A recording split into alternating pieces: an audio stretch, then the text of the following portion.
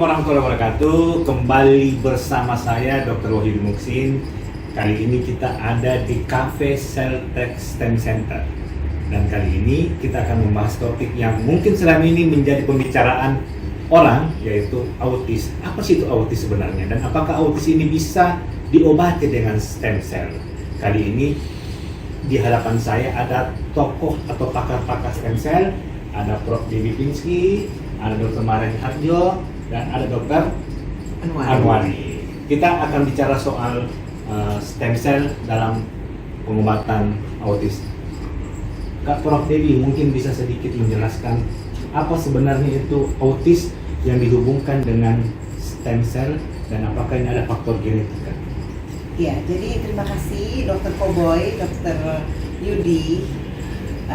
Kalau kita bicara mengenai stem cell, kita bicara mengenai regeneratif. Dan kalau kita bicara autis, pasti ada faktor genetik. Tapi saya selalu katakan apapun definisinya, saya percaya bahwa faktor genetik itu hanya 30% sampai 40%. Tuhan itu menciptakan banyak sekali faktor. Jadi kenapa anti-aging medicine yang saya tekuni itu adalah multifaktorial. Jadi multidisiplin approach. Jadi para spesialis itu akan bekerja sama. Jadi kalau 30%-nya misalnya genetik, kita masih punya chance untuk memperbaiki 70% ini. Dengan cara? Dengan cara melakukan intervensi, mulai dari hormonal terapi. Karena waktu di Jerman, saya membuat penelitian mengenai hormone of wellness. Jadi ada satu jenis hormon yang kalau kurang, kita akan cenderung menjadi autis.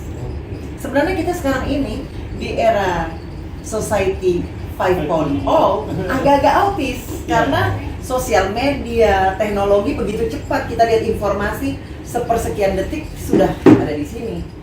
Nah, hormon tersebut itu sangat penting sekali. Jadi pada penelitian autism, schizophrenic itu punya kadar hormon oksitosin rendah banget. Jadi itu yang minus sebenarnya. Dan kombinasi yang digunakan di dunia itu adalah stem cell terapi, sudah banyak penelitiannya, dan kita juga akan melakukan riset ya, Dr. Anwari, Dr. Mahen, dan Dr. Yudi, dan itu bisa kita menggunakan kombinasi. Jadi tidak ada single bullet in anti-aging medicine. Jadi kita kombinasi perbaikan dari hormonnya, kita lihat apa yang defisiensi, termasuk hormon of wellness tersebut, dan hormon yang itu, jadi itu dihasilkan di hipofise posterior. Kalau kita ketahui human growth hormone dihasilkan di hipofise anterior, maka yang satu ini di hipofise posterior.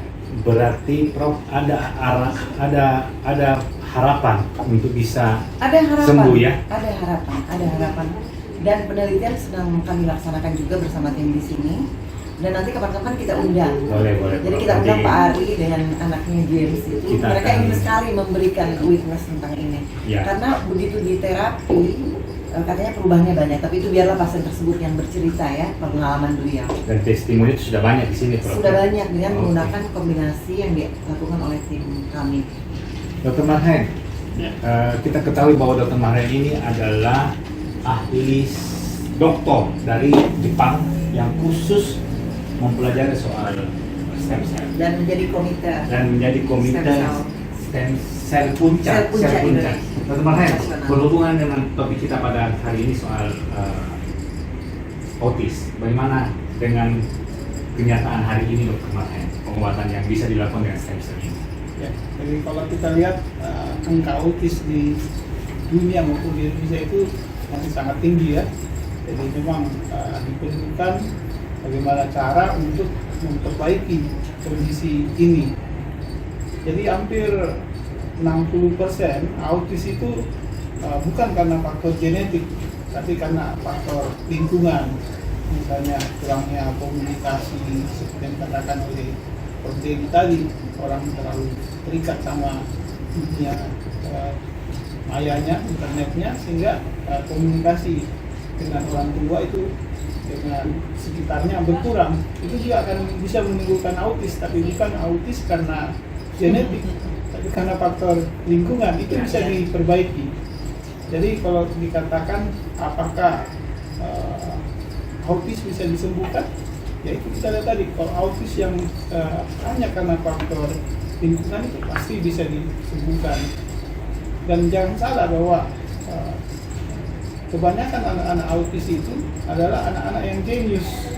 Ya. Kalau Anda lihat pencipta lagu yang populer, bahkan pelukis itu orang autis semua itu yang Ya. tidak bisa beradaptasi dengan dunia sosialnya. Berarti secara anunya Dr. Marhen ini dengan pembuatan stem cell sangat terbuka untuk sembuh ya Dr. Marhen ya?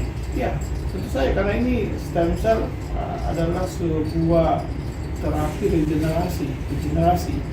Jadi tadinya seperti Prof. Devi tadi mengatakan hormonal replacement terapi Iya. itu bisa menggantikan untuk memperbaiki hormon yang tidak menyebabkan dia autis kan. Tapi dengan stem cell dia tidak replacement, dia menggantikan sel-sel di hipofis itu, sehingga yang tadinya tidak mengeluarkan hormonal seperti yang diinginkan itu bisa diaktifkan. Dan sama-sama perlunya hormonal replacement bisa menggantikan secara langsung ya.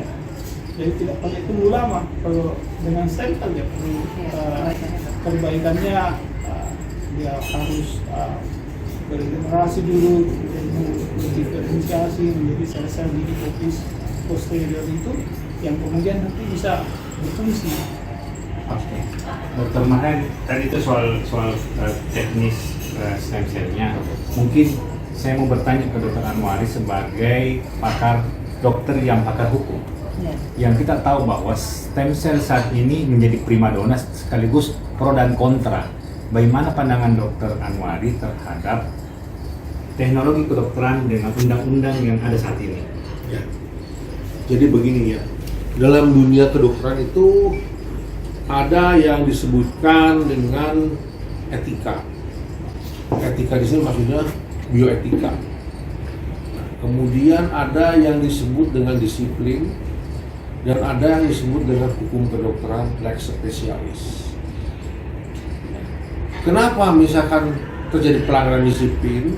Biasanya terjadi pelanggaran etik dulu. Etiknya dilanggar, terjadilah pelanggaran disiplin. Disiplinnya dilanggar, terjadilah pelanggaran hukum.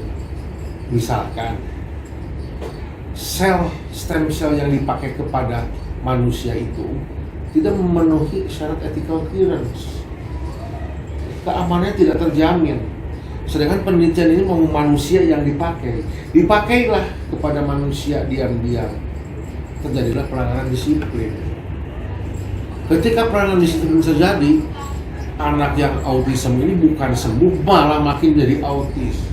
Seorang tua ngamuk, terjadilah penuntutan malpraktek.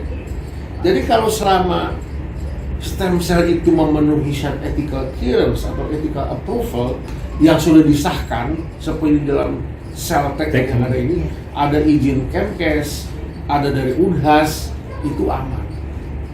Tidak akan terjadi pelanggaran disiplin, tidak akan terjadi pelanggaran hukum, tidak akan merugikan pasien. Karena dalam penelitian manusia itu tidak boleh sampai merugikan subjek penelitian, yaitu si pasien. Jadi itulah yang bisa saya sampaikan. Terima kasih. Terima kasih banyak Dr. Anwari. Alhamdulillah kita hari ini di Cafe Celltech STEM Center ini walaupun sangat singkat, namun kita banyak mengambil sebuah pesan bahwa pertama, dengan terapi stem cell yang dilakukan di Celltech STEM Center ini bisa mengobati autis dan tentunya berdasarkan aturan-aturan yang sudah ada di Republik Indonesia ini.